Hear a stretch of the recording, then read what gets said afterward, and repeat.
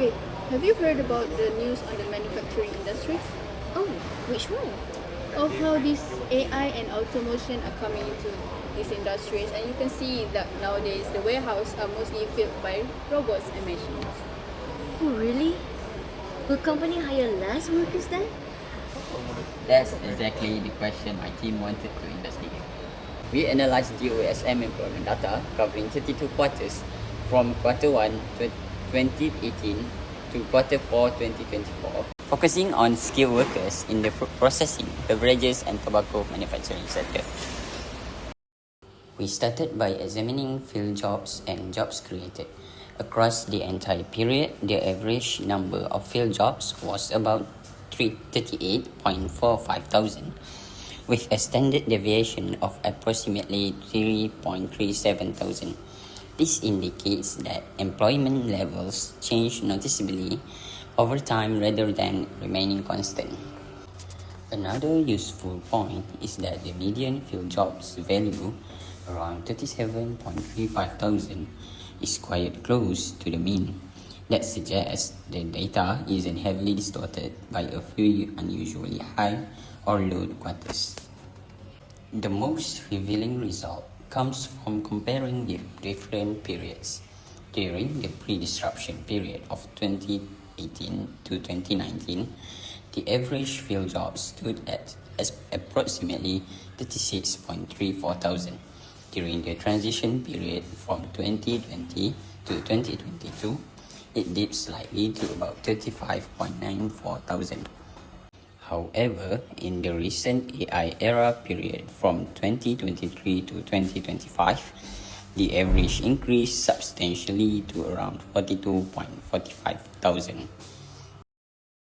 Let's move on to part 2. There are 3 graphs, and for the first graph, graph 1 shows the trend of field jobs and jobs created from 2018 quarter 1 to 2025 quarter 4. Field jobs generally increase from about 25,000 workers at the beginning of the period to over 44,000 by the end of 2025. Similarly, jobs created rose from around 0.03 thousand to peaks of more than 0.6 thousand in some later quarters. The upward trend, particularly after 2021, suggests growing employment opportunities and stronger demands for skilled workers in the sector. For graph 2, it presents the histogram of jobs created. Most observations are concentrated between 0.03 and 0.09 thousand jobs, indicating that relatively modest job creation was common throughout the period. However, a number of observations fall within higher intervals, reaching above 0.5 thousand jobs created. This suggests that while jobs growth was generally moderate, several quarters experienced significantly stronger hiring activity.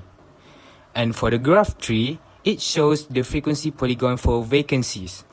Most vacancy observations are concentrated in the middle intervals, approximately between 2 and 5,000 vacancies. Highest vacancy level occurs less frequently, while very low vacancy levels are also uncommon. This indicates consistent hiring demand within the sector, with employers regularly seeking skilled workers but without experiencing extreme labor shortage. Oh, like that.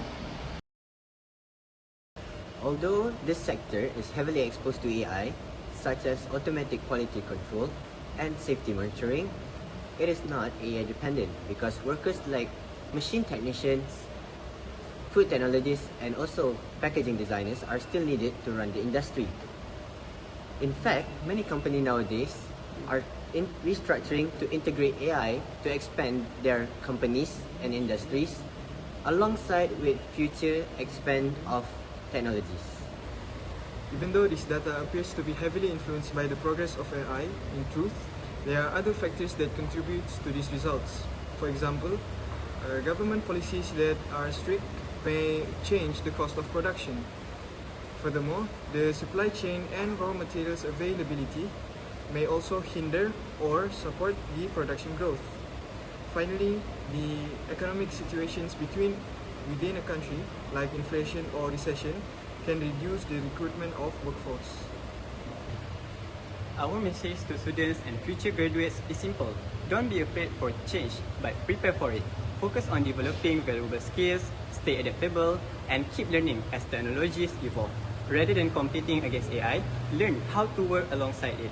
Those who continue to grow and adapt will be better positioned to succeed in the future workforce.